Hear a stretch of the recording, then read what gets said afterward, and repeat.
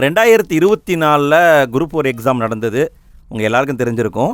அந்த குரூப் 4 எக்ஸாமில் வந்த ஒரு வரலாற்று கேள்வியை நம்ம பார்க்க போகிறோம். என்ன கேள்வின்னு பாருங்களேன். பின்வரும் கூற்றுகளில் தீரன் சின்னமலையை பற்றிய சரியான கூற்று எதுன்னு கேட்டிருக்காங்க. நல்லா கவனிங்க.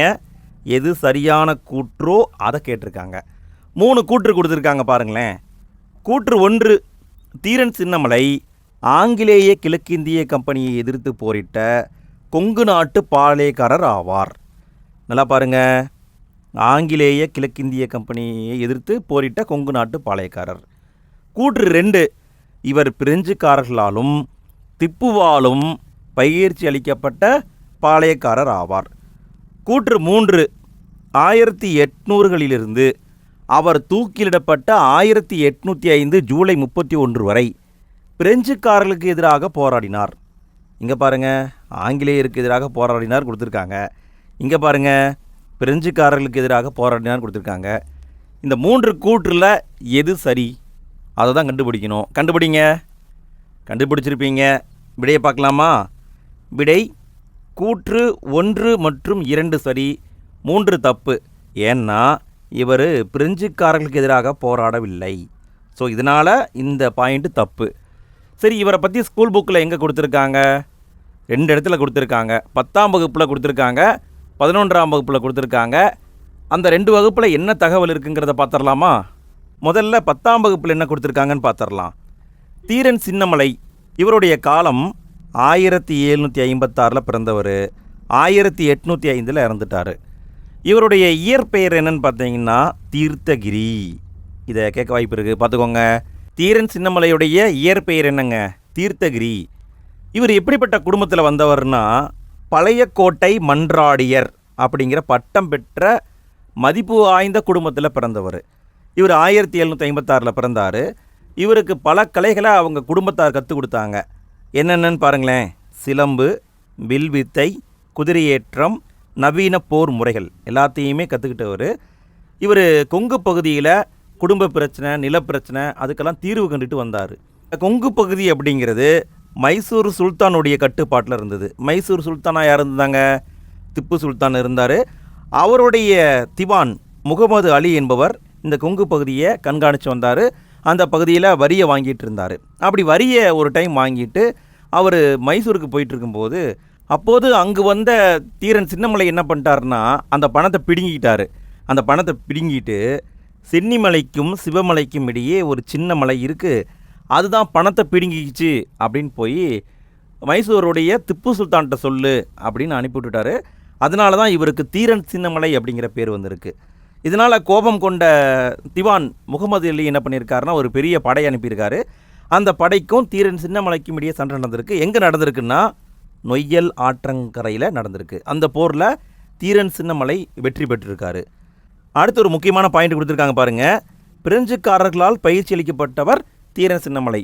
திப்பு சுல்தான் இறந்த பிறகு தீரன் சின்னமலை ஒரு இடத்துல கோட்டையை கட்டி அந்த கோட்டையிலேயே தங்கி ஆங்கிலேயரை எதிர்த்ததாக சொல்லப்படுது. அந்த இடத்துக்கு ஓடா நிலை அப்படின்னு பேருங்களாம். இவர் எப்படி போர் பண்ணியிருக்காருன்னா கொரில்லா அப்படிங்கிற போர் முறையை ஃபாலோ பண்ணியிருக்காரு. கொரில்லா போர் முறைனா முறைசாரா போர் முறைங்க. எப்படி வேணாலும் சண்டை போடலாம் அப்படிங்கிறது தான் கொரில்லா போர் முறை. அதை இவர் ஃபாலோ பண்ணியிருக்காரு. இருந்தாலும் ஆங்கிலேயர்கள் வஞ்சகமாக இவரை கைது பண்ணுறாங்க. 1805 ஜூலை 31 அன்று சங்ககிரி கோட்டையில் உச்சியில் இவரை தூக்கில் போட்டுட்டாங்க. 11ஆம் வகுப்பில் என்ன கொடுத்துருக்காங்கன்னு பாருங்கள். கொங்கு நாடு அப்படிங்கிறது சேலம், கோயம்புத்தூர், கரூர், திண்டுக்கல் இந்த பகுதிகளை உள்ளடக்கியே தான் கொங்கு நாடு. கொங்கு நாட்டுக்குள்ளே சேலம் வரும், கோயம்புத்தூர் வரும், கரூர் வரும், திண்டுக்கல் வரும். இந்த எல்லா ஏரியாவும் கொங்கு நாடுன்னு அழைக்கப்பட்டது.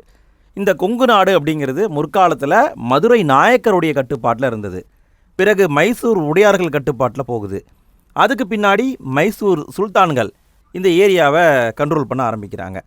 அப்படி வரும்போது தான் மைசூர் சுல்தானாக இருந்த திப்பு சுல்தான் அவர் இந்த ஏரியாவை கட்டுப்படுத்துகிறாரு.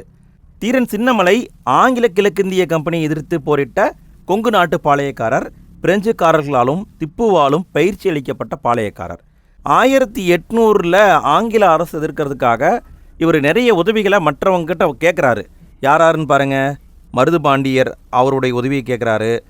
விருப்பாச்சி கோபாலநாயக்கர், பரமத்தி வேலூருடைய அப்பச்சி கவுண்டர், சேலம் ஆத்தூர் ஜோனி ஜான் ககன், பெருந்துறை குமரால் வெள்ளை, ஈரோடு வாரணவாசி, இவங்க எல்லாருமே சேர்ந்து ஒரு கூட்டமைப்பாக சேர்ந்து ஆங்கில அரசை எதிர்க்கலாம் அப்படின்னு முடிவு பண்ணுறாங்க, எதுக்க ஆரம்பிக்கிறாங்க. ஆனால் ஆங்கில அரசு எல்லா உதவிகள் வர்றதையும் தடுத்துட்டாங்க. அதனால் இவர் தனியாகவே ஆங்கில அரசை எதிர்த்து போராடி இருக்காரு.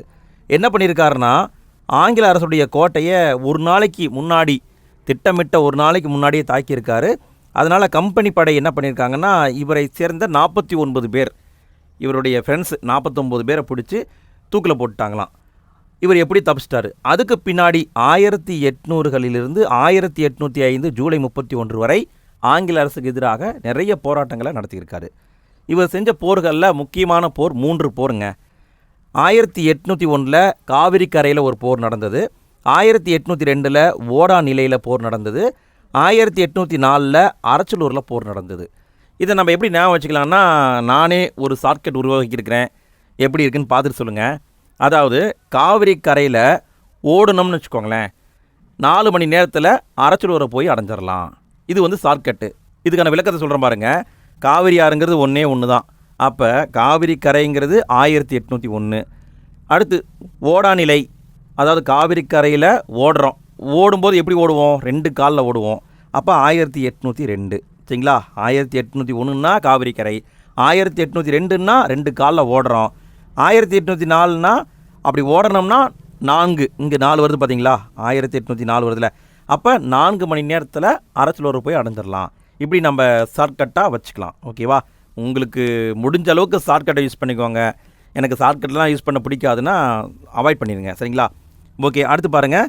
இவரை சங்ககிரி கோட்டையில் உச்சியில் தூக்கில் போட்டுட்டாங்க. 1805 ஜூலை 31 தூக்கில் போட்டிருப்பாங்க.